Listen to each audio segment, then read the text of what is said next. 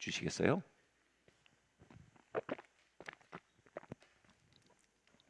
예, 제목을 제가 한번 읽겠습니다. 조금 제목이 바뀌어서 한번 같이 한번 읽어보시겠습니다. 같이 저를 따라서 얘기해 주십시오. 하나님을 가까이 하십시오. 마귀를 대적하십시오. 다시 할까요? 하나님을 가까이 하십시오. 마귀를 대적하십시오. 네. 요한복음 10장 10절 말씀 함께 봉독하시겠습니다. 시작. 도둑이 오는 것은 도둑질하고 죽이고 멸망시키려는 것뿐이요 내가 온 것은 양으로 생명을 얻게 하고 더 풍성히 얻게 하려는 것이라. 아멘. 네. 여러분 오늘 이 말씀 굉장히 원색적입니다. 마치 이 시퍼런 색깔과 시빨간 색깔을 대비시키듯이요, 까만색과 하얀색을 대비시키듯이요, 이렇게 얘기합니다. 마귀가 온 것은 도적질하고 죽이고 멸망시키려 하는 것이고 예수님은 생명을 주고 더욱 풍성히 주기 위해서 오셨다. 이렇게 엄청나게 대비되는 원색적인 선언을 합니다.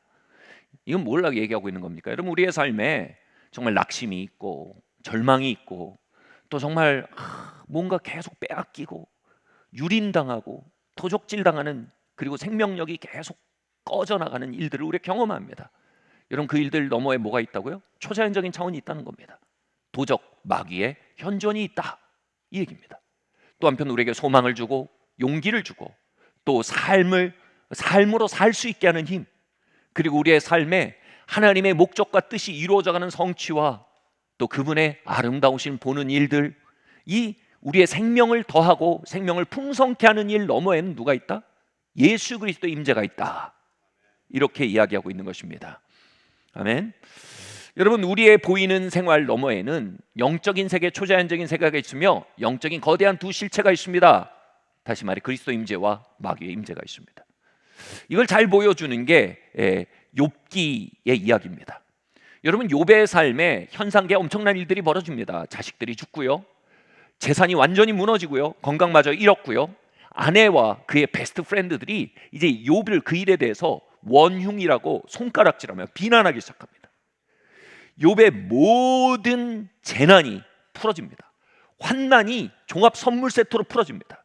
근데 그 이야기가 진행되기 전에 욥기 1장은요 영적인 차원, 영계를 줌인해서 보여줍니다. 영계에서 무슨 일이 벌어졌냐고요? 마귀가 하나님 앞에서 욥에 대해서 참소합니다. 하나님, 욥이 저렇게 하나님 예배하는 건 하나님이 욥을 잘 대해주셔서 그런 거지 하나님 경외해서가 아닙니다. 욥은 잘 사는 것 때문에 하나님 예배하는 거지 하나님 사랑해서 예배하는 거 아닙니다. 그리고 뭐라고 얘기하냐면 하나님 그거 다 걷어보십시오. 욥은 하나님 저주하고 하나님 멀어질 겁니다. 하나님이 그 사단의 말에 대해서 무슨 까닭이지? 그래 한번 해보자, 이렇게 얘기하십니다. 그래 한번 해보자. 그 일이 벌어지고 나서, 영적인 차원의 그 일이 벌어지고 나서 욥의 삶에 이 모든 일이 시리즈로 벌어진 겁니다. 다시 말해 욥의 삶의 엄청난 스토리 너머에는 초자연적인 어떤 일들이 선행되었다는 것입니다. 마귀는 무슨 의도로 그런 일을 제안했을까요? 마귀는 욥을 도적질하고 죽이고 빼앗는 목적을 가졌습니다. 욥을 파멸에 이르고 파괴하고 그리함으로 말미암아 욥의 하나님 향한 고백을 뺏고 하나님 사랑하는 마음을 뺏고 그의 영혼을 빼앗기 위해서 마귀는 그 제안을 한 것입니다. 근데 하나님은 무슨 의중으로 도대체 마귀의 그 제안을 받아준 걸까요? 하나님 주권은 어떻게 마귀에게 그 흉악한 제안을 허락하는 결정을 내렸을까요? 하나님의 의도는 또한 명확했습니다. 하나님은 욥을 승진시키고 싶으셨습니다. 하나님 욥을 확장시키고 싶으셨습니다. 예를 들어서요, 욥은 설명하자면 이렇습니다. 욥은 당대의 동방의 의인이었습니다. 동방의 의인. 그 말이 뭐냐면 우리가 그냥 들어버리는데 동방의 의인이라는 말은 엄청난 겁니다. 고대 근동 지역에서 욥이 가지고 있는 영감과 기름 부음과 임재로 말미암아 고대 근동 사람들이 하나님 만났다는 거예요.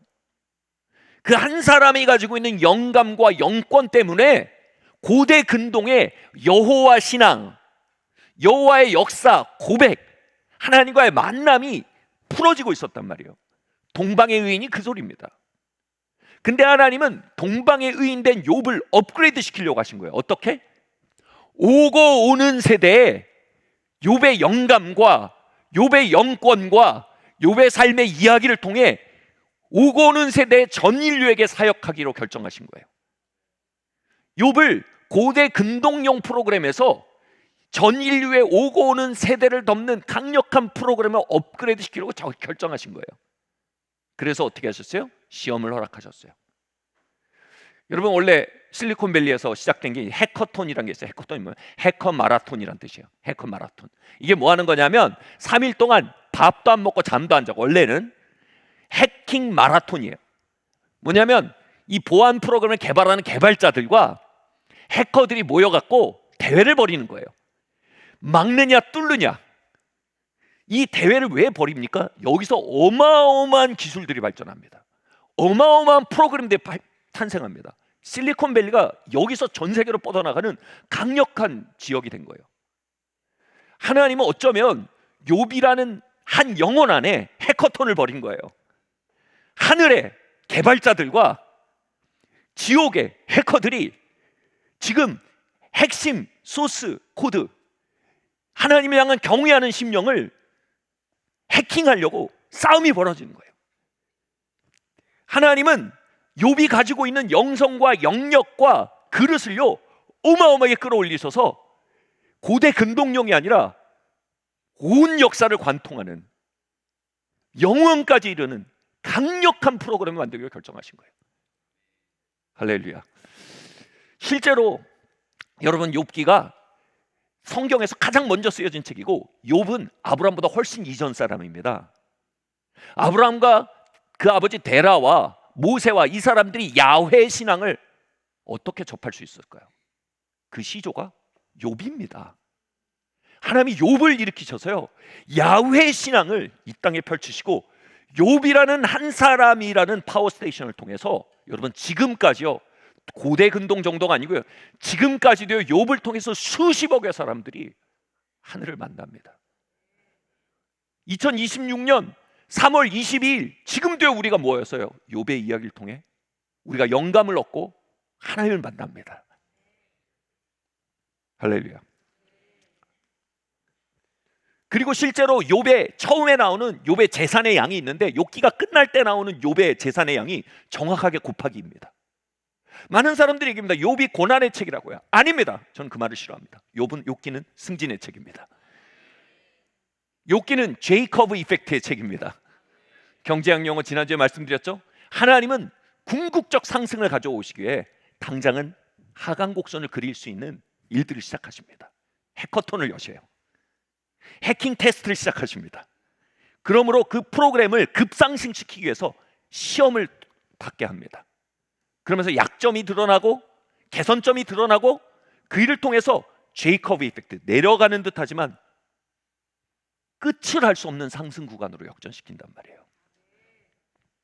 욥은 진정한 제이커브 이펙트의 책이고요, 욥기는 사실상 그리스도의 십자가와 부활의 이야기의 한 그림자입니다.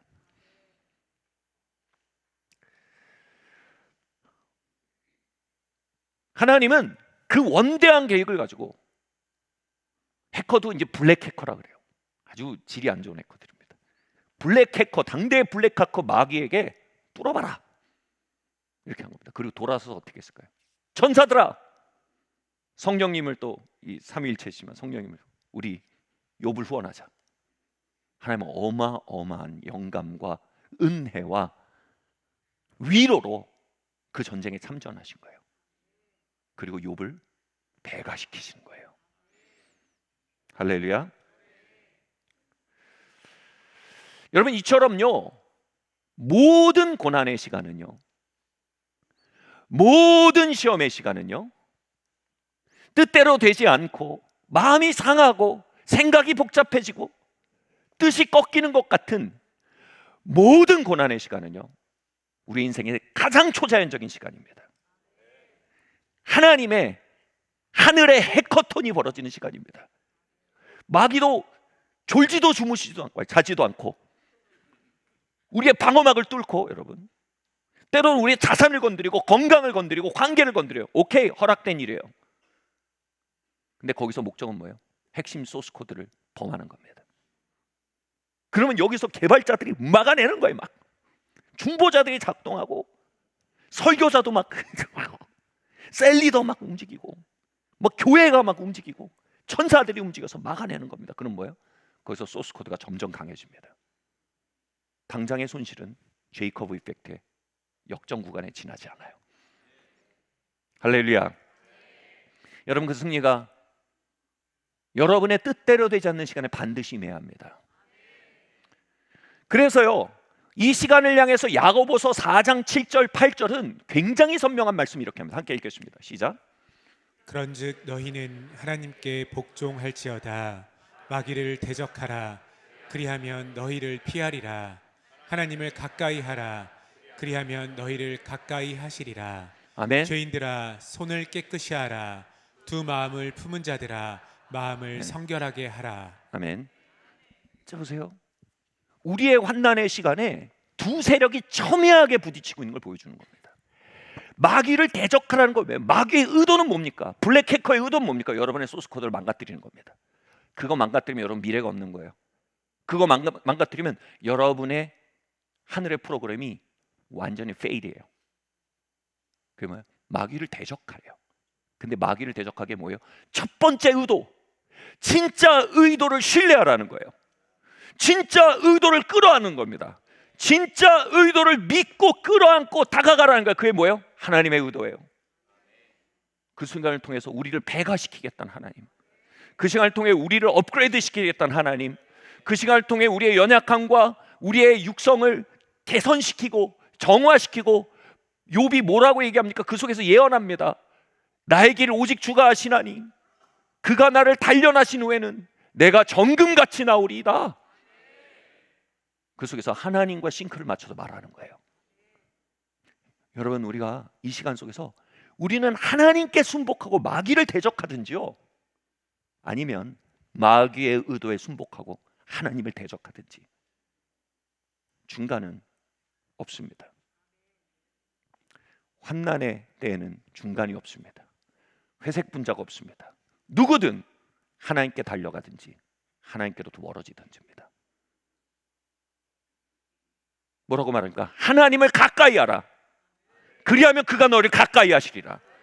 우리가 그 속에서요, 하나님의 의도가 이 권난 가운데 이루어지라, 주의 뜻이 이 땅 가운데 이루어지라 기도하면서요, 하나님, 이 시간 속에는 하나님의 선의를 믿습니다. 이 시간 통해 나를 신뢰하고 계신 걸 믿습니다. 나의 미래를, 나도 믿지 못하는 나의 미래를 당신이 믿고 계시군요. 이 시간을 통해 나의 삶을 향한 당신의 원대한 계획이 일부임을 내가 믿습니다. 부활과 십자가와 부활의 이야기가 우리의 이야기임을 믿습니다. 십자가만이 부활로 가는 길임을 믿습니다 하고 주님께 달려가는 사람들은 주님이 가까이 하신대요. 근데 그 속에서 어떻게 돼요? 하나님 왜 이러시는 거예요? 뭐 하시는 거예요? 왜 나한테만 이래요? 김 집사는 왜 멀쩡하고 왜 저한테만 이래요? 하나님 나한테 너무하세요. 이건 뭐예요? 소스 코드, 핵심 소스 코드를 내주는 거예요. 쓴 마음이 들이칩니다, 그죠? 불신이 들이칩니다, 그죠? 혼돈이 옵니다, 그죠? 공허가 옵니다, 그죠? 적개심이 일어납니다, 그죠? 그리고 인생 공허하고 허무해집니다, 그죠? 그리고 마침내 어떻게 돼요? 그 고통을 달래게 중독을 초청합니다. 그리고 어떻게 해요? 도망칩니다. 우리가 마귀에게 순복하면 하나님은 대적합니다. 그 시간 속에 하나님께 순복하면 우린 마귀를 대적해야 합니다. 아멘.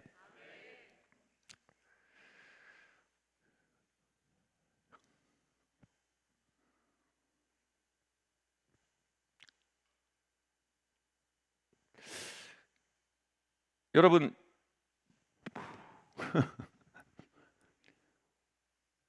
우리가 그 시간 속에서 하나님의 뜻이 막 이루어지게 만들면요, 마귀도 선택과 집중을 해야 돼요.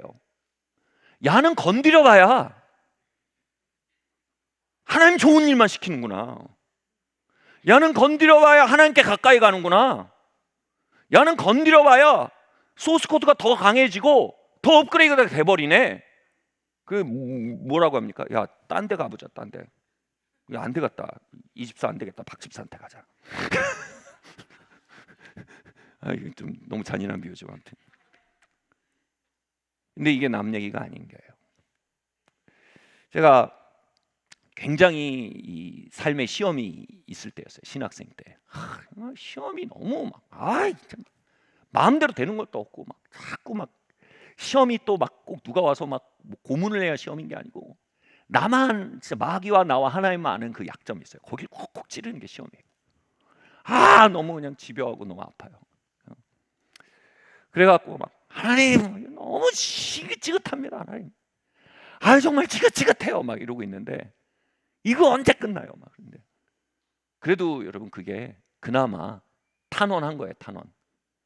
그렇게 탄원하는데 하나님 제 마음에 그림을 하나 이렇게 보여주신 게 있어요. 여러분, 제가 사는 강변역, 저도 강변역 근처 아직도 지금 살고 있지만 그때도 강변역 근처 사는데 강변역에 가면 사람들이 가져다 놓은 자전거가 수백 대, 1000대, 천몇백 대가 있어요. 왜냐면 아침에 출근할 때 자전거 끌고 와가지고 묶어놓고 가요. 그러면 여러분 거기에 자전거 도둑이 기승을 부립니다. 근데 그 자전거 도둑이 노리는 자전거가 두 가지 조건이 있어요. 첫 번째가 뭘까요?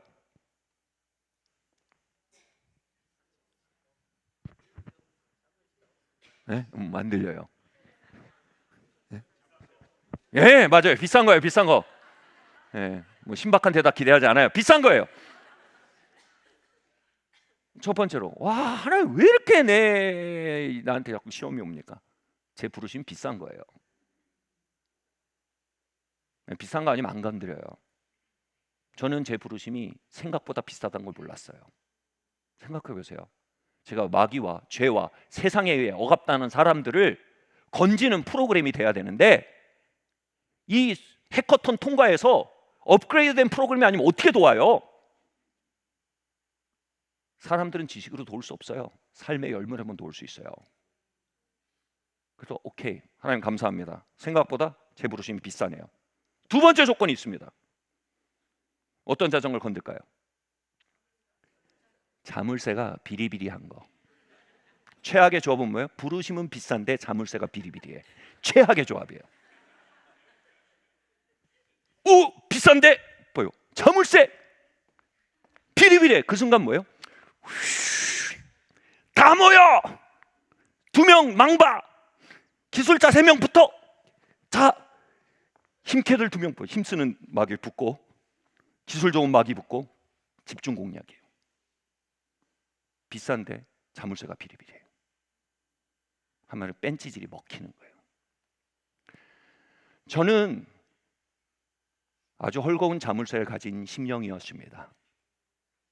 저는 어려움의 시간이 오면 주님께 가고 주님께 매달리는 것이 아니라 저는 이런 노래가 자꾸 들렸어요.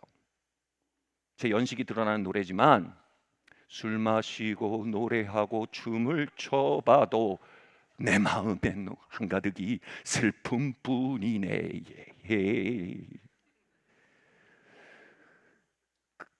무엇을 할 것인가 둘러보아도 모든 것이 보이는 것 모두가 도란잤네. 뒤가 뭐예요? 자 떠나자 고래 잡으러 동해 바다로. 저는 어려우면 계속 동해 가고 싶었어요. 왜? 회피의 심령. 자 떠나자 동해 바다로. 고래 왜 잡으러 가요 괜히? 그리고 뭐야? 자꾸 술 마시고 노래하고 춤을 춰봐도 이 친구 불러서 포차에서 한 잔 찌끄려. 그러면 자꾸 잊어버려. 그냥 마취제를 때려 넣는 거예요. 드라마 정주행 해버려. 그냥 10부작 짧아 30부작 골라. 인생 허망한겨. 인생 다 그러고 사는 것이지. 삶이 다 그렇지 뭐. 예수 믿는 거 다 그렇지 뭐. 얼마나 마귀적인 고백이에요. 여러분 이게 얼마나 마귀적인 고백인지 아세요? 얼마나 하나님께 불복하고 얼마나 마귀에게 가까이 한 고백인지 아세요? 다시 말해 뺀찌질 한번 빡 먹히면 술 마시고 노래하고 춤을 이렇게 나오니까 뭐요? 휘 몰려드는 거예요. 그 순간 제가 회개했어요. 이건 내가 불러드리는 거네요. 이건 하나님의 의도가 아니라 마귀의 의도가 먹히는 심령이네요. 하나님의 의도와 마귀의 의도가 싸우고 있는 그곳에서 제가 번번이 마귀의 의도를 관철시켰네요. 회개를 했어요. 그 당시에 목요일 날 경배와 찬양 집회가 아주 좋았습니다. 그 뒤로 바꿨어요. 동해 바다로 떠나는 게 아니라 자 떠나자 경찬 모임으로 거기 갔어요.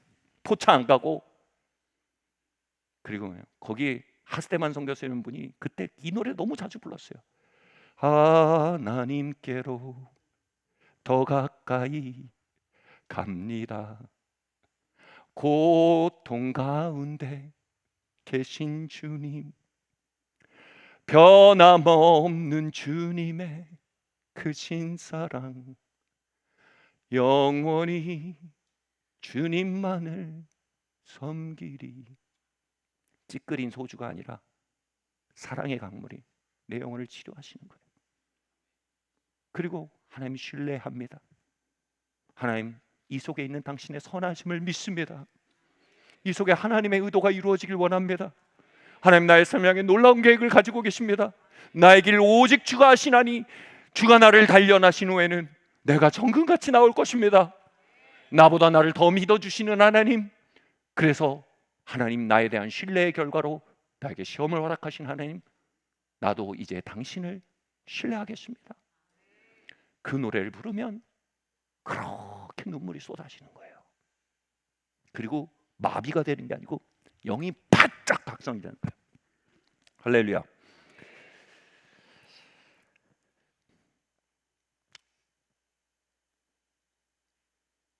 여러분의 자물쇠는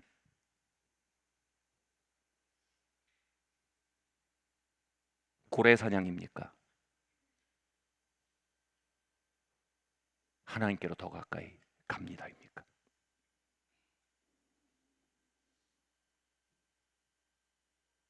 여러분의 자물쇠는 회피와 중독입니까? 신뢰와 예배입니까?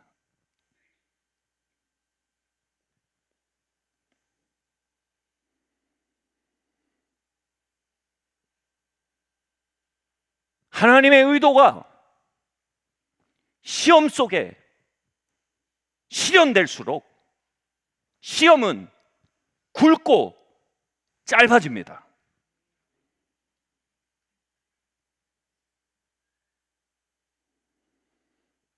여러분, 하나님을 가까이 하십시오. 가까이 할수록 마귀는 비명을 지를 겁니다. 그러나 결국 속수무책 손을 떼게 됩니다. 야, 남조일님 그만 시키자. 우리 고래사냥 자물쇠나 찾아가자. 베드로전서 2장 21절은 이렇게 말합니다. 함께 읽겠습니다. 시작.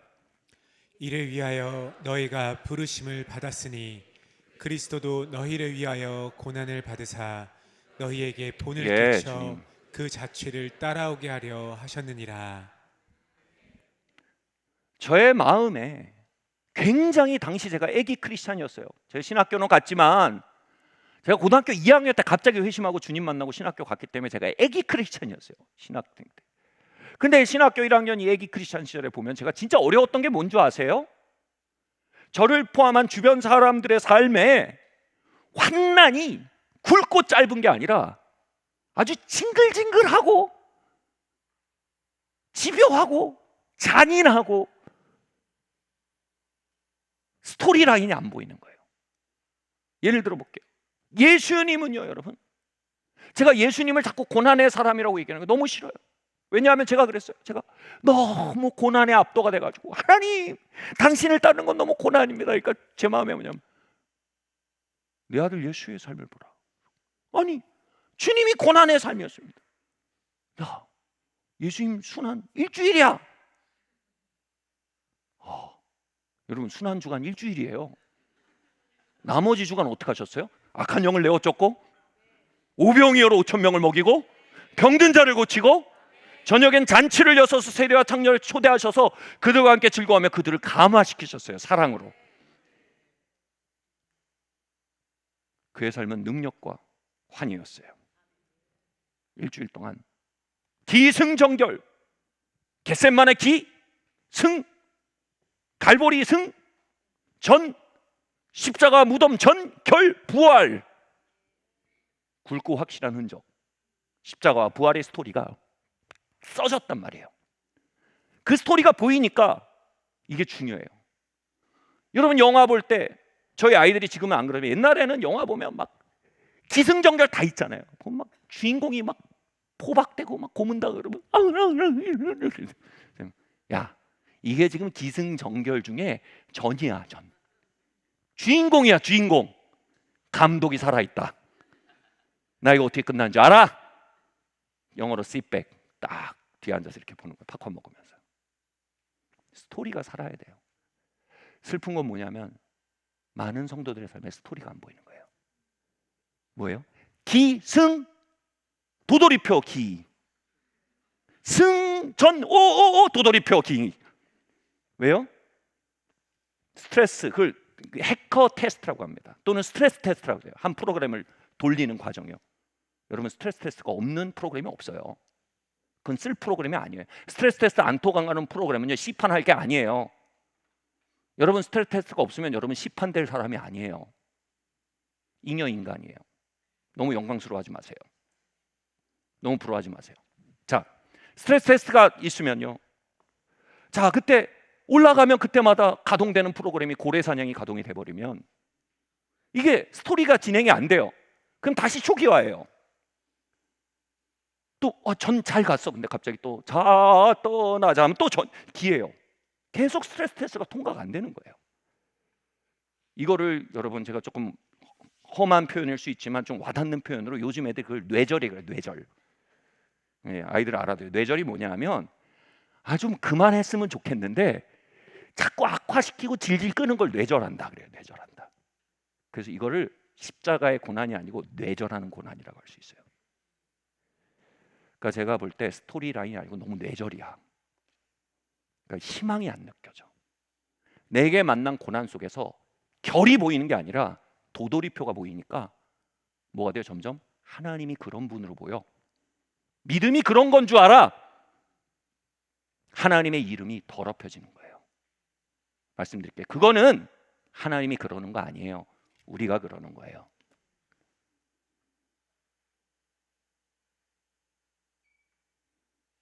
제가 외국에 나갔다가 한 사역자 부부를 만났어요.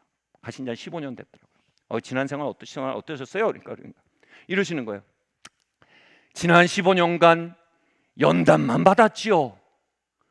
근데 믿음의 영이 1도 없어요. 소망의 영이 1도 없어요. 비탄의 영과 낙심과 실망과 하나님에 대한 반감이 무의식에 깔려 있어요. 배경음악에 딱 들려요. 술 마시고 노래하고 춤을 춰봐도 하려는 건 모두 다 도란잔이 느껴지는 거예요. 15년 동안 연단만 받았지요.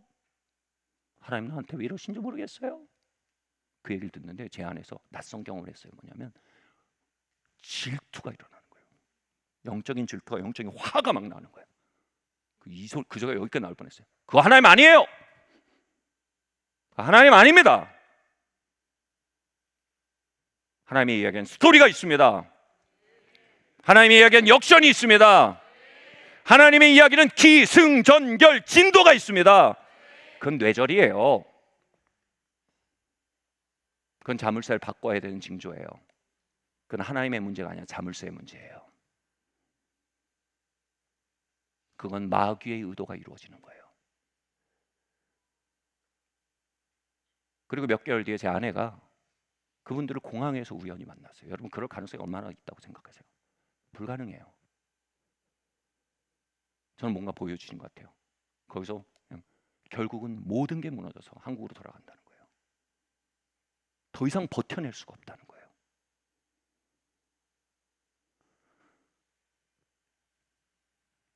선지자를 통해서 하나님 그러셨어요. 너희 가운데 내 이름이 더럽혀지고 있다. 그건 하나님 아니에요. 그거는 악한 영의 의도가 실천되고 있는 상황이에요. 그건 하나님 성품도 아니고 하나님 임재도 아니에요. 우린 거기서 하나님의 밸브를 틀어야 될 책임이 있어요. 우리의 욕조에 지옥의 밸브를 튼 책임은 없고, 그곳에 지옥이 차버린 욕조를 가지고 하나님이라고 부른다면 그것처럼 하나님의 이름을 더럽히는 일은 없어요.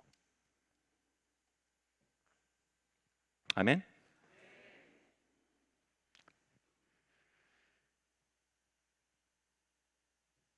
지금 읽은 본문 말씀에서 베드로 사도는 이렇게 말합니다.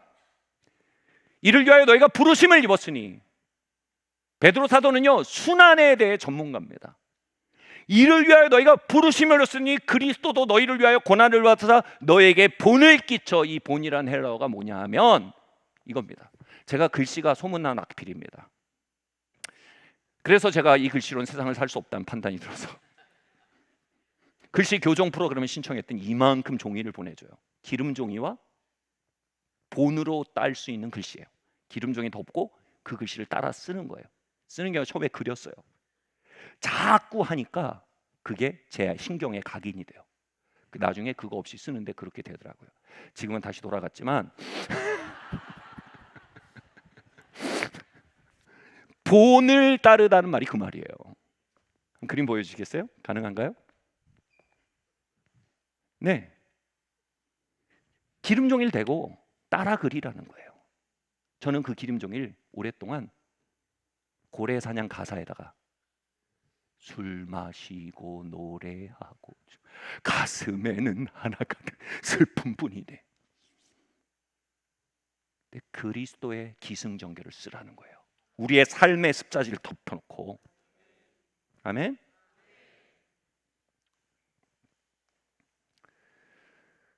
겟셋마네로 달려간 그분을 따라 경배와 찬양으로 달려가고 리바이벌 미팅으로 달려가라는 거예요.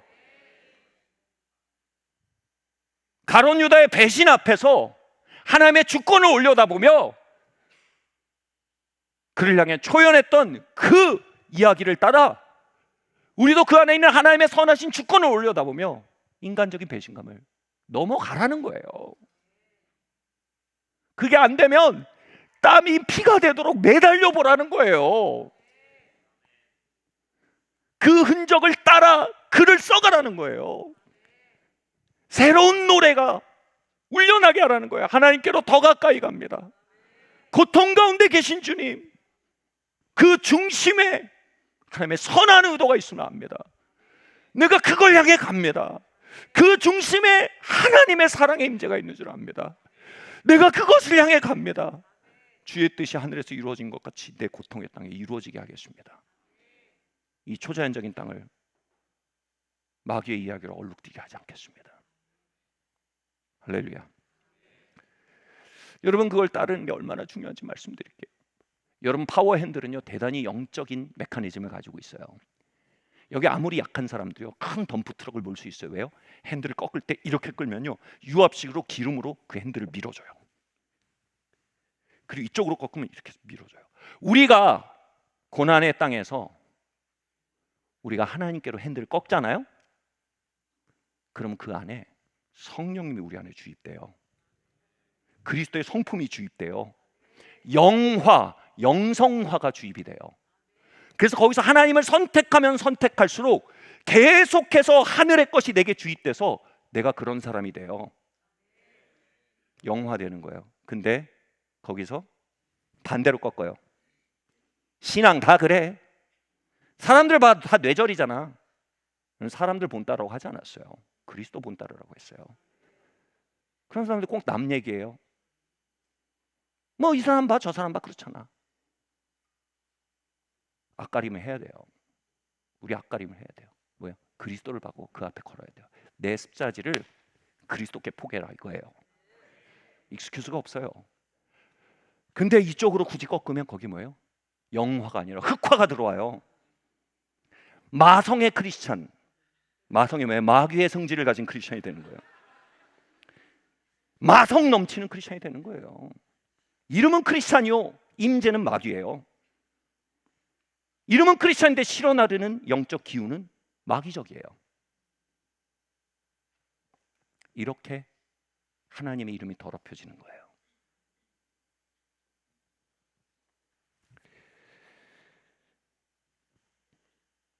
사랑하는 성도 여러분, 하나님께 순복합시다. 사랑하는 성도 여러분, 하나님을 가까이 합시다. 사랑하는 성도 여러분, 환난과 스트레스와 도전 속에서 그 초자연적인 국면을 간파하고 깨어나서 영화되시기를 바랍니다. 흑화를 멈추십시오. 하나님을 순복하고 마귀를 대적하십시오.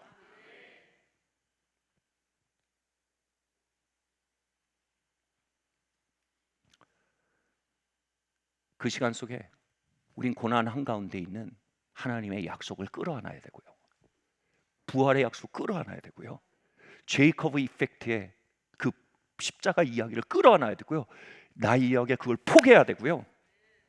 아멘. 그 안에 있는 하나님의 사랑의 임재 앞에 나아가서 그 사랑의 폭포로 나의 영혼을 적셔야 합니다. 그 속에서 영화되셔야 합니다. 그 고난의 중심에 있는 하나님의 이야기, 하나님의 약속, 하나님의 임재를 끌어안는 이야기를 좀 더 하겠습니다. 여러분, 예레미야는요, 소위 말해 눈물의 선지자라고 합니다. 왜냐하면 이 구약의 이스라엘과 유다의 이야기가 진짜, 자꾸 이 단어 쓰면 그렇지만 뇌절의 이야기입니다. 하나님이 이스라엘과 유다를 해커톤에 넣어서 업그레이드 시켜서 열방의 하나님을 전하는 국가로 업그레이드 시켜서 해커톤을 시키셨는데, 이 유다와 이스라엘을 어떻게 했어요? 핸들을 이쪽으로 꺾어버렸어요. 그래서 마성의 크리스찬이 돼갑니다. 그래서 뭐예요? 악한 영이 그들에게 힘을 갖기 시작합니다. 마음껏 유린이 일어난 거예요. 하나님은 순환 속에 그걸 의도하신 게 아니에요. 그건 마귀의 의도가 이루어지는 거예요. 하나님 그 신성 속에 그걸 뜻하시지 않으셨어요. 하나님은 선하셨어요. 그 예레미야에서 뭐라고 됩니까? 너희를 향한 나의 뜻은 내가 하나니 재난이 아니라 평강이요 장래에 소망을 주려는 생각이었단다. 얘들아, 그건 내 의도가 아니야. 그건 마귀의 의도야. 그리고 더 이상 마귀에게 수돗물 틀어놓고 그 나라고 하지 마. 그거 나 아니야.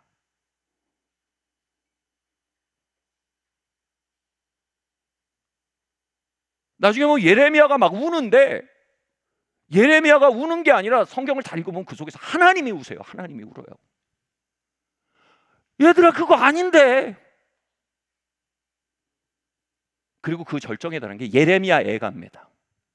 여러분, 예레미야 애가가 5장으로 써져 있습니다. 제가 심오하고 깊은 신학적 질문을 던지겠습니다. 5장 중에 맨 가운데 장이 몇 장일까요? 예.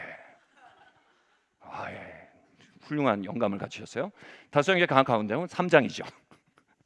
근데 이게 예레미야 애가가 구조 자체가 메시지라는 걸 성경학자들이 발견했어요. 뭐냐면 그 글을 그냥 쭉 읽고 나가는 게 아니라 이 구조 자체를 통해 메시지를 가지고 있다는 걸 발견해서 뭘 발견했냐면 5장 중에 가운데 장이 3장인데 앞뒤가 22절이에요. 다 앞뒤가 똑같아요. 22절. 가운데 절만 66절이에요.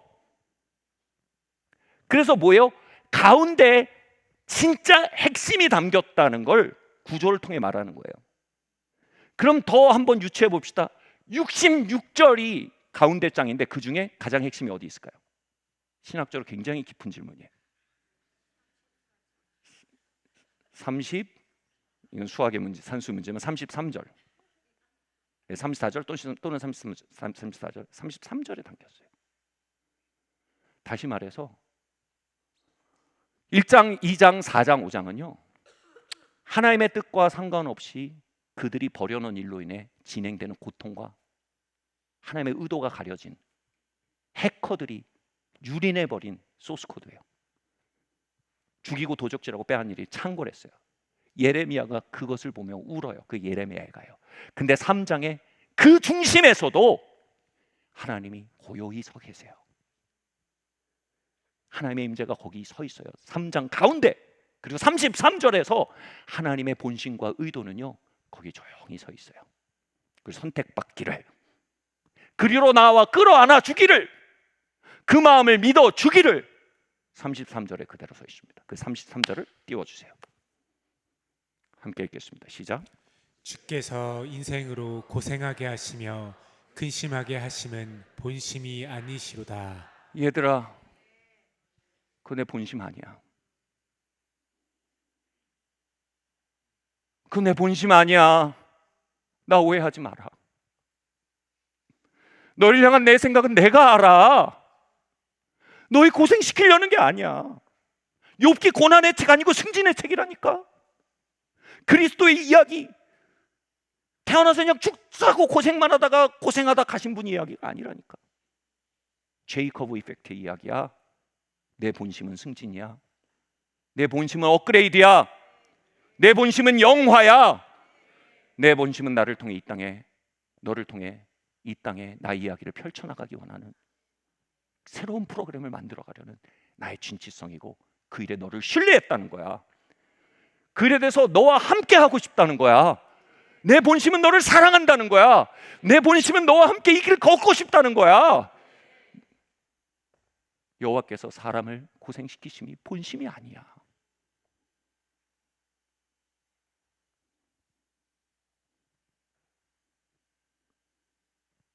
우리는 하나님께로 더 가까이 갑니다.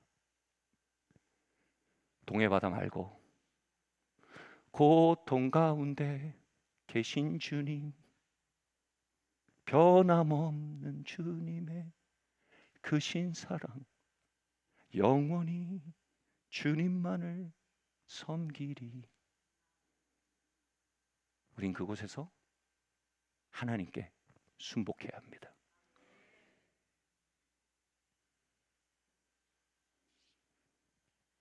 같이 말할까요? 하나님께서 인생을 고생시키심은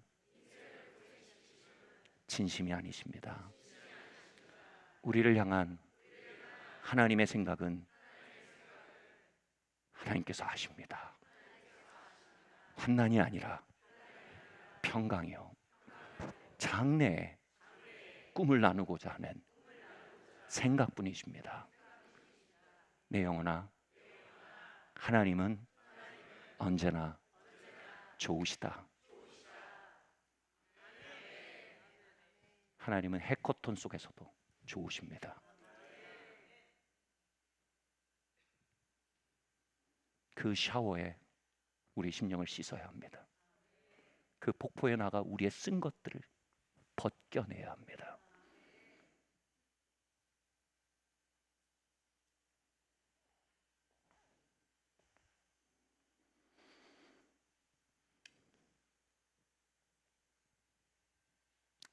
선지자도 뭐라고 합니까? 마음을 찢으랍니다.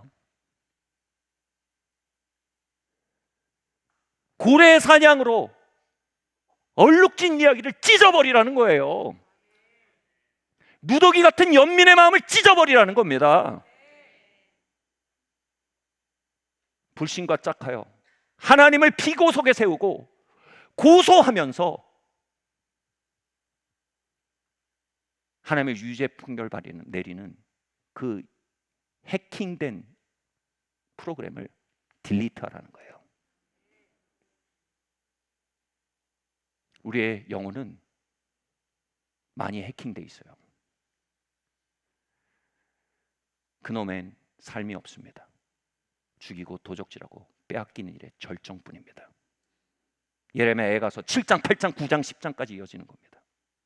그러나 하나님은 계속 3장 33절에서 내 마음을 알기를 원해. 십자가 안에 있는 약속을 믿길 바래. 너의 삶의 기름종이를 가지고 갈보리로 오길 바래. 그리고 나의 아들과 함께 부활까지 나아가길 바래. 뇌절의 이야기가 끝나길 바래. 아멘. 이게 하나님께 순복하랍니다. 다음으로 진도 조금 더 나갑시다. 그 다음에 뭐예요? 우리가 같이 말합시다. 마귀를 대적하십시오. 마태복음 4장 23절 말씀 함께 읽겠습니다. 시작. 예수께서 온 갈릴리에 두루 다니사 그들의 회당에서 가르치시며 천국 복음을 전파하시며 백성 중에 모든 병과 모든 약한 것을 고치시니. 아멘. 예수님께서 예레미야도 돌이키지 못하신 해킹된 이스라엘 땅에 오셔서 바이러스에 잠식돼서 더 이상 핵심 소스 코드가 망가져 버려서 하나님에 대한 오해가 극에 달하고 하나님에 대한 실망감이 극에 달하고 뇌절이 지나치게 반복되어 이제 하나님의 선하심에 대한 감각도 잃어버리고 예배의 심령도 잃어버린 이스라엘에 이제 아들이 와버렸어요. 그래서 뭐예요? 복음을 전하시고 뭐라고요? 회개하라, 복음을 믿으라. 여기서 말하는 회개가 뭔지 아세요? 하나님에 대한 실망을 버리라는 겁니다. 여기다 회개가 뭡니까? 하나님에 대한 오해를 버리라는 겁니다. 여기다 회개가 뭡니까? 뇌절에 기초한 하나님 상을 찢어버리라는 겁니다. 그리고 왜 천국 복음을 믿어라. 복음은 뭡니까? 하나님 너를 사랑하신다는 겁니다. 복음은 뭡니까? 하나님 그 속에 너를 향해 놀라운 계획을 가지고 계시다는 겁니다. 복음은 뭡니까? 너를 향한 내 생각은 내가 안 하니 장래의 소망과 평안을 함께하기 원하는 마음이다. 그걸 믿으라는 겁니다. 고난 가운데 계신 3장 33절에 하나님께 나오라는 겁니다. 아멘. 그리고 그걸 믿고 끝납니까? 아니요. 뭐라고요? 가서 모든 병든 것과 약한 것들을 고치셨대요. 이게 뭐예요? 마귀를 대적하라요.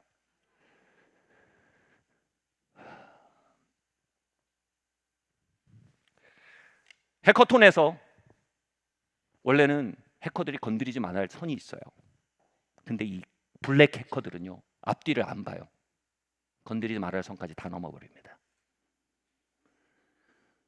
그런데 우리가 하나님을 가까이 하기 시작하면 보입니다. 하나님이 원래 의도로 허락하신 시험이 어디까지인지가 보여요. 근데 선을 넘은 게 뭔지 보입니다. 선을 넘은 거에서 어떻게 하라고요? 내어 쫓으라는 겁니다. 불법자야! 떠나라! 망가뜨린 거 어떻게 해요? 회복시키라는 겁니다. 치유를 받으라! 예수님이 놀라운 얘기를 했어요. 귀먹고 벙어리 된 사람이 왔는데 어떻게 하는지 아세요? 이 귀먹고 벙어리 되게 하는 귀신아 떠나라! 이러신 거예요. 와, 이게 단순한 의학적인 문제가 아니고 뭐라고요? 불법자의 유린이었던 거예요. 모든 질병이 그렇진 않아요. 어떤 질병은요, 어떤 삶의 파괴는요, 시험 가운데 마귀가 선을 넘은 결과예요.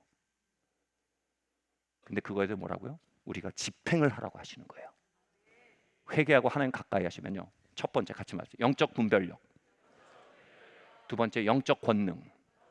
두 개가 회복이 됩니다. 그래서 뭐예요? 이거 하나님 허락하신 게 아닌데? 이거 우리가 잘못 풀어놓은 거구나. 이거 불법이네. 그리고 그걸 제어할 수 있는 힘을, 영적 분별력과 힘을 주십니다. 옛날에 있었던 얘기 드릴게요. 제가 결혼하고 교회 개척하던 시절이었어요. 약혼자였어요, 제 아내가. 이제 처가에 가서 허락까지 받았어요. 그리고 저희 동역자들이 교회를 개척하기로 결정했어요. 근데 작은 문제가 있었어요. 영장이 날라왔어요.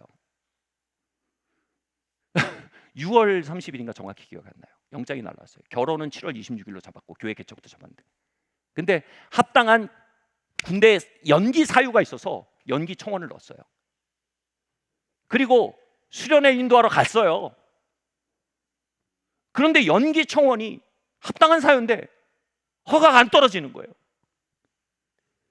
수련회 마지막 날이 다음 날이 입대예요. 11시까지 입대를 해야 돼요. 근데 나는 양평에서 수련회 인도하고 있는 거예요. 지금 수련회 마지막 밤 아내와 결혼 계획을 세우고 있었던 거예요. 주여, 어디로 가시나이까? 막 마음속에 혼란과 두려움과 압박이 막 느껴져요. 근데 그때 제 마음에 한 가지 말씀이 딱 보이는 거예요. 내일 일은 내일 염려할 것이오.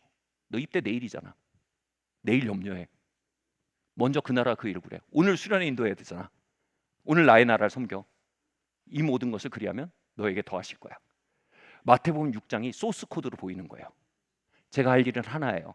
그 소스 코드를 믿고 끌어안고 그 고난의 중심에 계신 하나님의 초청에 응답하거나, 아니면 하나님 난 결혼도 마음대로 못하고 군대도 마음대로 못 가고 하나님 사역도 마음대로 안 되네요. 난 한다고 했는데 일이 왜 이렇죠? 회색지대가 없다니까요. 뭔 말인지 아신 분은 살아보신 분들이에요. 뭔 말인지 모르시면 아직 인생의 인자도 모르시는 분들이에요. 그 소스 코드를 다운로드하고 들어가서 그 소스 코드를 품고 예배 인도를 시작하는데 온갖 쓴마음과 막 두려움이 막 있는데, 예배를 인도하는데 점점 영이 깨끗해지고 그 고난의 중심에 계신 하나님의 사랑이 제 마음을 치유하시는 거예요. 그러면서 비전이 열렸는데 욥기 1장에 보인 거예요. 욥기 1장에서 하나님이 마귀에게 이렇게 말씀하세요. 네가 재산과 가족은 허락됐다, 시험하도록. 근데 그 생명과 몸은 건드리도록 허락하지 않는다. 하나님 선을 그으신 거예요. 해커톤을 시작하시면서. 다시 말해 그 고난 가운데도 하나님 주권이 있다는 게 보인 거예요. 그러면서 보이는 거예요. 사단은 나의 미래의 확실성을 시험하도록 지금 허락받았어요. 하나님은 이 시간을 통해 마태복음 6장을 나에게 핵심 소스 코드로 다운로드 하려고 하시는 거예요. 그런 선하고 아름다운 계획이에요. 근데 하나님이 사단에게 절대 허락하지 않으신 일이 있어요. 저의 결혼을 파괴하거나 교회를 파괴하는 일을 허락하지 않으셨어요. 갑자기 마음속에 믿음이 생기고 하나님의 주권이 보이는 거예요. 이 전쟁 속에서 하나님이 선하세요. 하나님, 마태복음 6장을 고백하기 위해서 하나님 선하십니다. 두 번째는 뭐예요? 하나님 이 속에서 선을 그으시고 결혼과 사역은 건드릴 수 없어라고 선을 그으신 하나님의 바운더리도 선하십니다. 그걸 고백하고 나니까 뭐가 일어나는지 아세요? 사단아, 이 교회와 결혼해서 손을 떼라. 이 소리가 나오는 거예요. 찬양을 인도하다가 손을 떼라. 담대함이 일어나는 거예요. 다음 날 수련회가 끝났는데 11시에 끝났어요. 안 나와. 온라인으로 보는데 확인했는데 안 나와. 마음이 막 쫄이긴 했지만 화장실에 들어가서 혼자 열었어요. 11시 반에.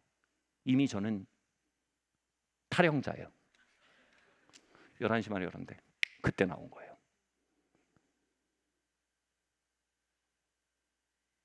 여러분, 고난 속의 항로는요, 하나님 갖게 하실 때 분별력이 생겨요.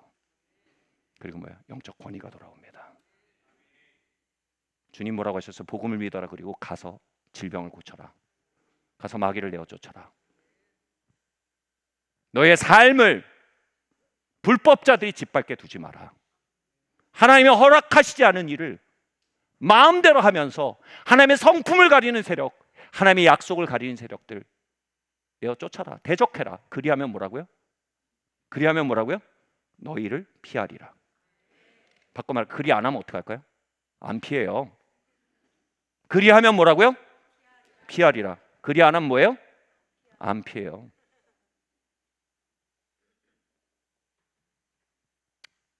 이게 뭐예요? 성도들 안에 영적 권위와 분별력이 돌아와야 돼요.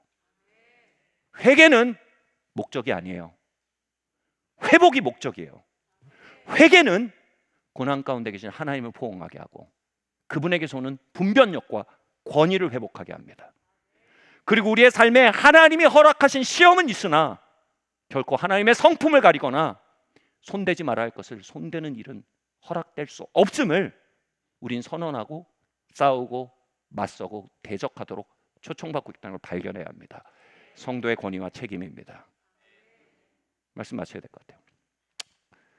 지난 주일날 제 마음속에 갑자기 성도님들 셀 모임 한다면 돌아다녀 봐야지. 아시는 분 아시겠지만 제가 2, 3년 동안 한 번도 안 한 짓이에요. 짓은 아니죠. 한 번도 안 해요. 나와서 돌아다녔어요. 누가 그러더라고요. 목사님 파격행 봉돼요. 그래서 제 마음이 그래요. 뭐가 제 마음에 온 거예요. 다니다가 한 성도님 얘기를 들었어요. 근데 조카가 굉장히 어려운 상황에 출산이 된 거예요. 1.5kg인가. 근데 심장이 너무 안 좋은 거예요. 그래서 제가 그때 다 스토리를 알아듣지 못했지만 아무튼 굉장히 어려운 수술을 해야 되고 나중에 들으니까 2kg일 때 수술을 하면 사망률 100%래요. 상상이 되세요? 근데 이 아이가 1.5kg예요.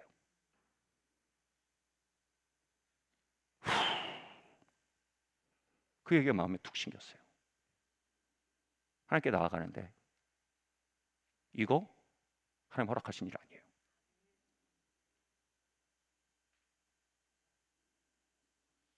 이거 하나님 허락하신 일 아니에요. 이거 선 넘은 거예요. 이 질병을 통과할 수 있어요. 그 속에서 영혼을 올려다볼 수 있고 하나님을 의지하게 되기도 하고 기도를 배우기도 하고 허락될 수 있어요. 근데 이건 하나님 허락하신 거 아니에요. 이건 선 넘은 거예요.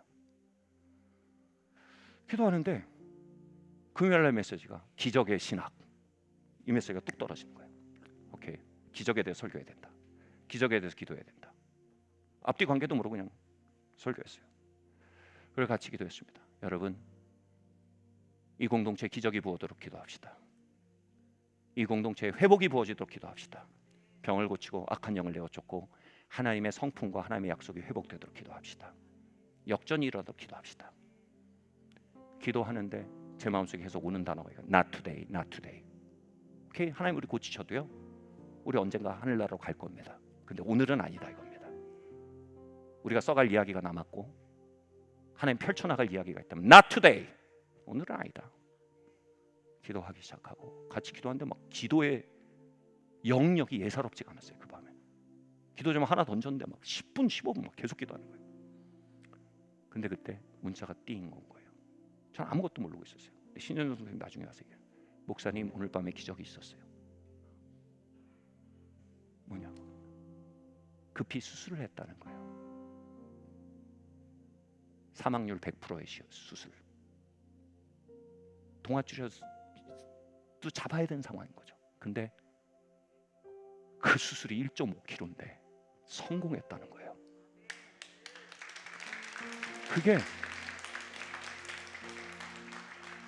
그게 리바이브 미팅 끝날 때 연락이 뛰고 왔다는 거예요.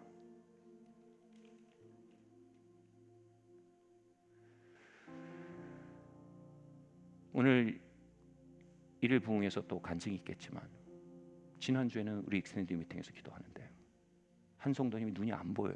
왼쪽 눈이 오른쪽 눈이. 하나님 만지신 거예요. 글씨가 읽혀지기 시작한 거예요. 불법자야 떠나라.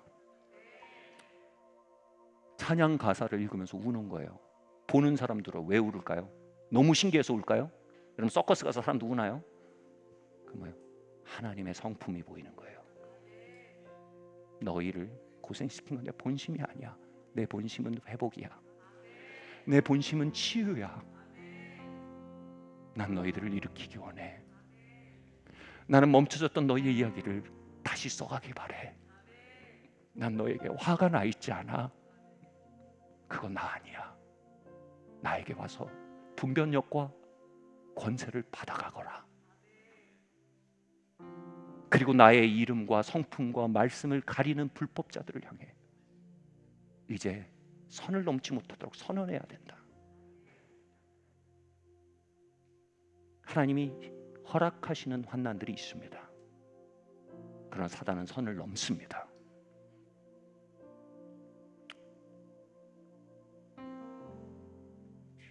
오늘 일일 부흥회를 준비하면서 계속 그 찬양이 생각나요. 이제 원수는 힘없네. 이곳에서 아무 힘과 권세 없네. 여기는 주님께서 계시는 곳이니 주께 모든 권세 있네. 이제 주님께 힘 있네. 이곳에서 모든 힘과 권세 있네. 우리의 고난의 땅에, 우리의 겟세마네, 여기는 주님께서 계시는 곳이니 주께 모든 권세 있습니다. 회복의 주님, 치유의 주님, 기적의 주님, 무너진 삶의 선을 회복하시고 불법자들을 퇴각시키시고 너 선 넘었어. 하나님의 성품과 가려진 이름을 이 땅에 거룩하게 하신 하나님, 그 하나님의 초청이 저와 여러분을 향해 있습니다. 하나님을 가까이 하십시오. 마귀를 대적하십시오. 그리하면 저들이 피할 것입니다. 자리에서 일어나겠습니다.